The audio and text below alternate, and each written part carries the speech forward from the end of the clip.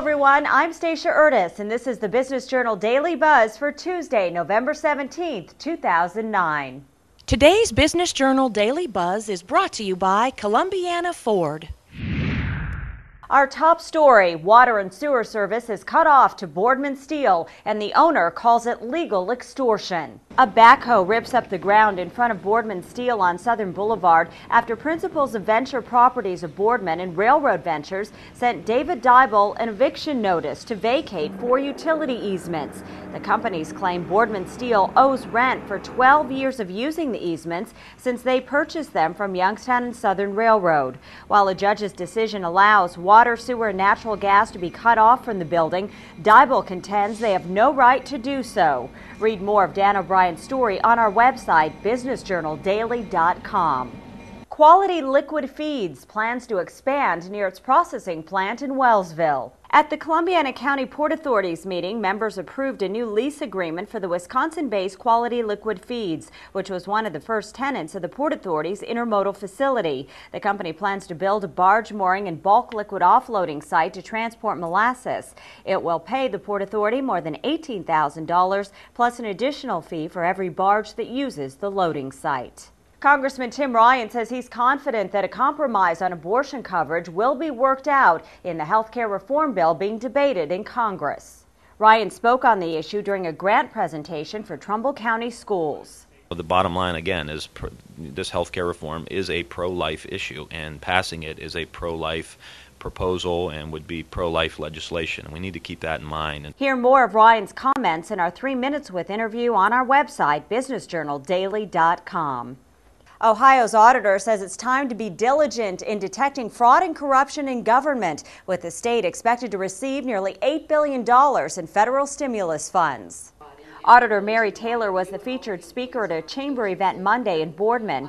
She says one study estimates that 10% of federal stimulus money will be lost to fraud.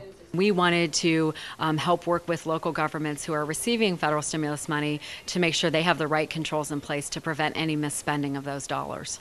The state auditor's office operates an Ohio Stimulus Tracker website. A link is available on the story on our website, BusinessJournalDaily.com. Mortgage delinquencies hit another record in the third quarter. For the 3 months ending September 30th, 6.25% of U.S. mortgage loans were 60 or more days past due. That's up 58% from a year ago. Wholesale prices rose less than expected in October. The Labor Department says its producer price index climbed 0.3% last month as a weak economy keeps inflation pressures in check. And the Federal Reserve has released its industrial production figures. Output edged up 0.1% in October, less than expected. Manufacturing accounts for about 12% of the U.S. economy. Home Depot reports a drop in its third quarter earnings. The nation's largest home improvement retailer reports earnings fell 8.9% as the housing and renovation markets remained weak. Net income was $689 million for the quarter ending November 1st, or 41 cents per share. PNC Financial Services Group says it's completed the conversion of 1.8 million customers and 24 branches from National City. This first phase included customers throughout Western PA, Youngstown, and Florida. First Niles Financial, the parent company of Home Federal Savings and Loan Association of Niles, announces a cash dividend of 12 cents per share on common stock and 13 cents per share on preferred Class A stock for the fourth quarter. The dividend will be payable on December 18th. And the Business Journal Daily Buzz continues in 15 seconds. Boardman Medical Supply is the right choice for home medical equipment. For the best selection of products and services, call Boardman Medical Supply, the right choice.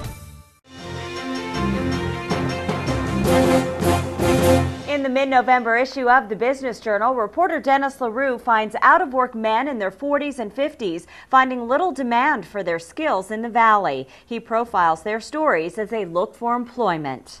Well, I started out going through my Rolodex, obviously. With those years in the business, I had a lot of contacts around the area. So I worked all the way through those, and then I did it again. And then I started looking through the paper, started looking through the ads that were posted online. It's hard to get in for an interview as soon as they find out how old you are, because they figure, well, you're used up or you're going to be expensive. And that's not always the case. And a quick footnote, we are happy to report that since the interview for that story, Dan Gonder has now joined the Business Journal as a sales associate. And that's the Business Journal Daily Buzz for this Tuesday. I'm Stacia Ertis. We'll see you back here tomorrow. Isn't it time to buy a Ford? Come to Columbiana Ford, where we make driving affordable.